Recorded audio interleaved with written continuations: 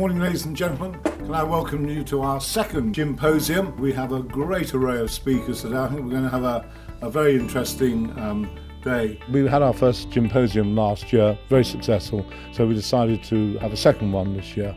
We run it in conjunction with the International Centre for Brewing Distilling at Heriot-Watt University in Scotland, and they helped with putting the programme down, and we've got their professor speaking here today. It's a great opportunity. It's more of a technical side. Although distilling is an art, there's a lot of science behind it. And today we've been learning about the impact of water, how water, and it's 60% of a bottle of gin, can impact the flavour, how ageing or putting bottles of gin in the open sun, that can cause change. It's areas that the technical people think about. But today, not only have we got technical people here, we've got commercial people here who want to understand more about the whole story behind gin. What I think is exciting in particular this year is that there are some questions like what difference does water make, and some questions about gin production technique, which are actually going to be addressed. People are going to get to try it themselves and come up with their own opinion rather than just listening to what I say I think is the answer. And I think that's the really exciting thing. It's something that never really used to happen so much in gin. Most things were just from books or from just chatting to people, whereas now there's really a chance to explore some of the more deeper questions about gin production. The UK public are much more aware of what gin actually is. 5-10 years ago, all gin they thought was tasted the same. There was always other styles of gin, but the general public just did not know about them. But they are getting more aware, and the more people that get aware, the better it is for us and them.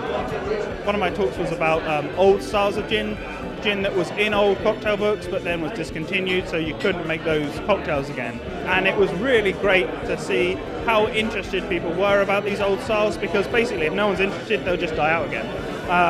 And how much they appreciated some of the innovation going on with those gins as well. This is my first Ginposium. Heard about it through the Gin Guild. It's absolutely brilliant. Met loads of people today. Learned a huge amount. The speakers are brilliant. Had a little debate earlier in the day, which was really good fun. Got some questions answered as well personally. So all in all, Ginposium's a fantastic day to come. Even a bit of a journey, but it's been worth it. It's a great opportunity for the industry to get together. So great networking opportunity.